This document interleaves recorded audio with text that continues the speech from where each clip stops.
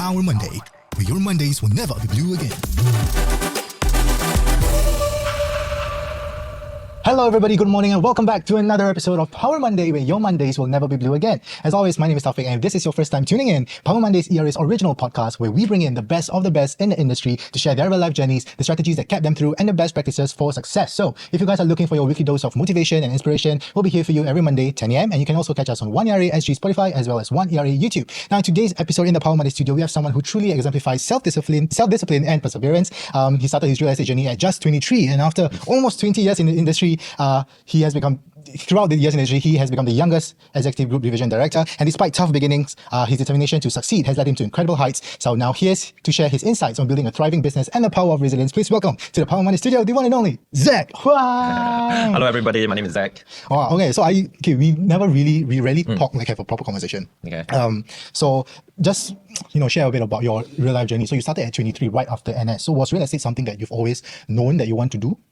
Not really. The reason why I joined real estate was purely because of money. Yeah, that's the truth. Yeah. So I have got no experience about sales. I have got no interest at that time. Mm-hmm. I got no clues about real estate. It's purely because of money. I know I wouldn't want to be. I would love to work for myself. Go out there, try my best, and see how much I can achieve. Yeah. So there wasn't any influence or motivation for you to start real estate? Was it something that you just thought, this is an option, and you just go for it? In fact, I'm the one who walked into the career fair and say, I want to sign up. And I went there alone. I met my manager there. Yeah, and I just signed up.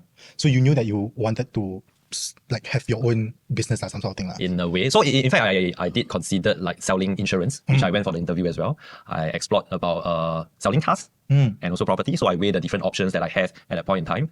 And I somehow or rather decided on property. So I just came in. Yeah. So starting at 23, what am I doing? I don't know what I'm doing. I was still just lazing. No, you see, just lazing around, figuring out about life. But at 23, you already start real estate. So there must be some challenges that you have faced just because also there wasn't any, like you said, there wasn't any influence or there wasn't any one that asked you to do. You just jump in right there. Yeah. So maybe you want to share with us what are the biggest challenges you have faced when you started your business at 23? I think there's many pros and cons about starting early in the business. I think the lack of experience when you are young, even the face looks so young. If you have got no experience at all, customer will somehow experience you differently. But the good thing is that there will be a lot of customers whereby they will love to give you a chance. And I always go there positioning myself that I've got nothing to hide, right? I am new in the business and I would love that you give me a chance because everyone should be given a chance, right? Everyone was used to be younger. Yeah. Okay, so I go there with that kind of approach, be very sincere and work my way up. So when you just started the business, was there already a strong support system that helped guide you throughout your journey? As in the business or? In the business or personal? I mean, if you compare to what the newer agents are having today, coming from the company point of view, coming from the support from the different groups and division, compared to my times, I would say we don't have such infrastructure, training system. We don't have, if you were to compare, right? So you are very much on your own trying to figure out things when you're young, when you're inexperienced. A bit more of trial and error compared to the agents whereby they are given more resources today. So talking about 23, very young for me. I didn't think I had that enough maturity to start my own business. I was equally childish back then. So was there a point in time where throughout the journey, then you suddenly realize that this is reality, this is something serious? In fact, I took some time to adapt to it. So if I remember, after my national service, a lot of my friends actually still went ahead with their studies. So I came into the work life, right? So there's a period whereby they are still enjoying themselves. For our work weekends, we got to be at the show flat. We got to go for viewings, but your friends are lazing at home. They are spending time. They are spending time with their loved ones, family. They are enjoying themselves. So I must also say that there was a period whereby you feel a little bit imbalanced because you have not achieved anything much in your career. You are not furthering your studies. You are also not having fun at the same time when you're young. When you're younger, you always want to have more fun. Yeah. Right? So a little bit deprived about the fun part when you're younger, when you come into the business early.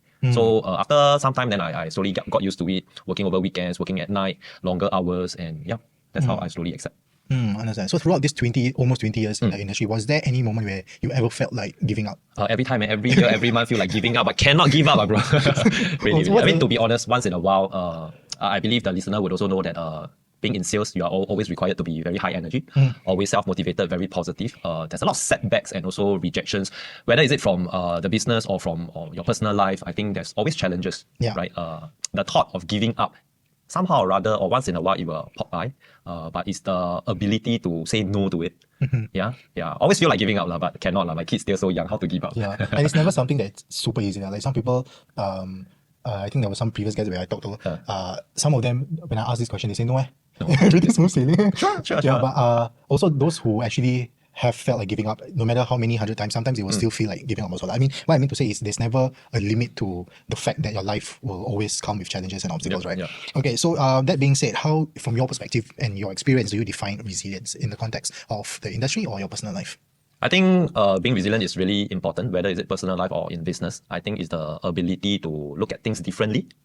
You must learn to adapt, you must accept, you must have the self-awareness, right? Yeah. And to say the right thing at the right time, to resist different temptation, to give positive vibes, energy to the right direction that you want to achieve, right? So there's many different components to what resilient is for business. Yeah, and I must say it is really not easy. That's right. So when not going against resilience, when what's the word? Keeping track of resilience, when you want to stay resilient, do you only focus on what you can do as a person yourself, or do you usually try to find some other motivation externally, maybe your family, friends support, or your goals or whatever? When I'm younger, I used to think that I am very strong. I can always do everything myself. I will never give up. But I think there's always a smarter way to be resilient. I mean, I hear about the family. Yes, I do reach out to family support a lot. My main motivation really comes from my family, my wife, my 3 kids, my family itself. And also what I do differently is that when I'm feeling down, when I'm feeling rejected, I somehow rather would love to reach out to my friends from other industry. That's my way of releasing some stress during that point in time. Why? I think sometimes you just need to hear from somebody who have done it before from a different perspective. Then you try to relate to real estate after hearing their story, how they advise you, you take it from there. So that's how, on top of myself, I'll reach out to family, I'll reach out to friends in different industry to seek support. I think that's my way of releasing some negativity whenever I have it. So speaking of which, do you have any example of a setback that actually turned into quite a very special moment for you in your business success? Setback, there are many. I mean, whether is it from sales or from team building. I mean, if I can share, like, when you're doing team building, your dream is that everybody will want to join you. But there will come to a point whereby you have got people that you are very close with, your downlines or even your leaders. Once in a while, because of whatever reason, they choose to leave you. Right? When they leave you is the time whereby some of them will like give up. The recruiters will like give up. But you should also revisit the intention in the first place why you started this team building. So when I have that kind of experience, people leaving me, I will want to be very responsible in taking this on to ask myself again, Zac, what have you done wrong? What could have been done better? I mean, I can always play blame to say that they are the one, they got no loyalty, it's their problem, they lack of this, they lack of that, it's never my fault. But I choose to do it the other way. I take responsibility, I don't victimize myself, and I look into what are the things that moving forward I can do better, right? So that's review with Zac every once in a while when things happen. So from your almost 20 years, what key lessons have you learned about resilience that you think is that you think every, not only just people in the industry, like every aspiring entrepreneurs should know? I think every time when there's setback, when there are challenges, I will always want to revisit my intention, the true intention, the deep down underlying reasons why you continue to work so hard, right? So when you revisit this intention, if your intention is good, is clear, the end goal is there, I think you somehow rather give a lot of positivity to why you should continue. You will not accept all these challenges to be something that you're not capable of overcoming. Right? So I think the intention is very important. The second thing I would want to share would be on self-awareness. So every time when you have got challenges or setback, you will always feel very down, but you must learn to exercise the right state of mind at a point in time. And only you remind yourself, okay, where are you at that point in time? What could you possibly do? What situation are you really in? Can you take a step back to look at the overall picture, big picture? How can you navigate from there in a better way? This self-awareness actually helped me a lot in staying composed and also be able to stand up again every time I meet any setback. So self-awareness, when I say some people, I mean me. Okay. Tell me. Some people, when they face the kind of setbacks, right, they feel like every opportunity that they are going to get, the doors always close on them. So like they feel like they are one step closer and then the doors keep closing. So it keeps closing, it keeps closing, it keeps closing. So in that sense of self-awareness, is it right or wrong or whatever your opinion is? For some people to get that kind of experience as a self-awareness that I should stop reaching for my goals? So same thing about the self-awareness. But the matter of fact is, whether is it personal life or business, actually majority of the people are going to reject you when you ask for something. Right? So when you mention the case, I think a lot of times what we need to learn is about being able to accept the reality. If you set very high expectation, then you are bound to be having more rejection, right? Then if you cannot take rejection, then you'll get out of the business. You'll be very upset about your personal life. So what I always tell myself is that you should learn to accept rejection is going to be there. So with that, what I do is that I reduce my expectation, but I work damn hard. This difference to me is my happiness. Oh, right. Why some people make work very hard, but they got very high expectation. They keep working, but the happiness is not there. Even though they got money, they got family with them, but they're always not happy. Why? Because they didn't adjust the expectation. Not that you don't strive for good things in life, but you must be prepared. People are going to reject you. You reduce your expectation, but you continue to do the best of your ability. Then, to me, that is very important. In life and in personal, I think fulfillment is also very important. We shouldn't just go out there just fight for the money only. The extrinsic stuff, right? The So intrinsic. the emotion part is also very important. How you So manage. when you talk about your advice just now, I think there's also some hint of adaptability when it comes to like shifting down. What you mentioned, shifting down your expectations, right? So how does adaptability play a role in achieving resilience? I think humans are very adaptable, right? Same thing, you must accept your environment, your ecosystem, who you really are. You must really understand your own character. And you must also learn about people that you are working with, whether is it their character, whether is it their love language, whether is it their personality. You don't live in this world yourself. You got to learn to work with people. You don't have to be always right. You can always accept that you do it in their way. It may not be your way, but at least things are moving towards what you want. So the ability to adapt and accept all these different challenges and yet moving forward towards your goal, I think if you have got high adaptability, I think it's easier to achieve any goals that you set as well. Does it become easier over time? Like when you talk about facing challenges and facing obstacles. When you age, it becomes easier, bro. Really. Because I asked because you have almost 20 years in experience. You started at very, very, I think technically it's a very, very young age. And then no prior experience out of NS straight away. So that's why I asked like whether it gets easier. And then how you realize that it gets easier, and does getting easier always means a good thing? I think I will say that after 20 years in the business, I think things somehow rather become easier. I can accept more things. And I mentioned, I think it's because of the age as well. I think one has to be patient. You know, naturally when you are younger, somehow rather you are more full of confidence about yourself. You may not be right. You may be more egoistic in the things that you want to do. You are a little bit more perfectionist in what you want to achieve, so on and so forth. But sometimes when time passes by so quickly, you realize that the spectrum of things that you can accept becomes a lot broader compared to when you are younger. There's always things that I think the wisdom also grows after so many years. So the ability to judge things and experience life and work with other people is so much easier now than before. Yeah. So if someone were to come up to you and ask like how should I stay resilient, or like I'm struggling to claw my way out of this deep hole that I find myself in, so what advice would you give to them? I think there's a few keywords I just want to mention. I don't have a specific way how you should work on it, but I think first the intention. What do you really want to achieve, right? I think that's really important. If you can see a longer time horizon, maybe it's easier for you to plan things ahead. But if you are always having a very short timeline to work things, I think maybe you are adding too much stress to yourself. Ask yourself what you really want to achieve. That's number one.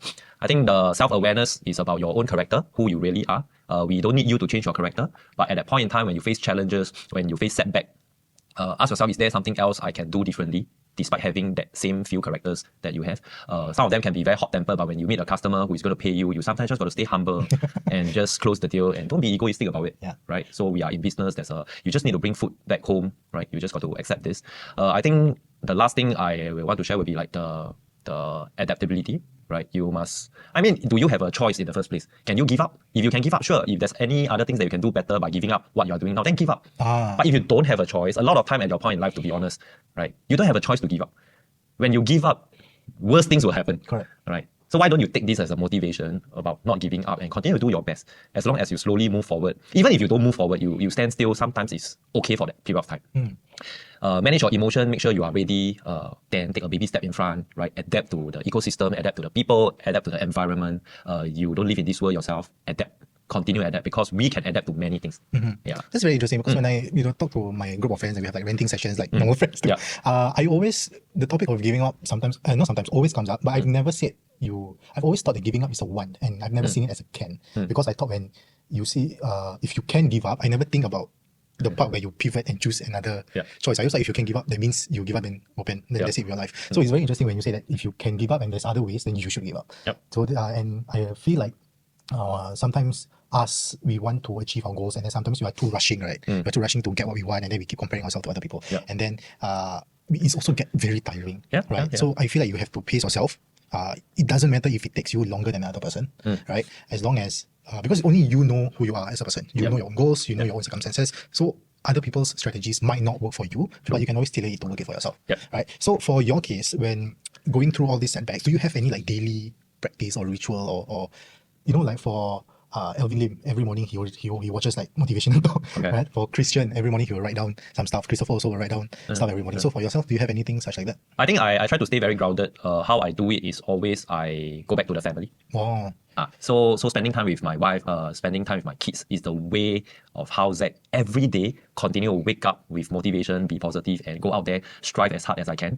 Then I look forward to go back, spend time with them. Right. So that's how I continue to stay very grounded over the many years. And I think that's maybe because I love children. I love spending time with them. They actually gave me the greatest motivation, right, to continue work hard. So that's what I do.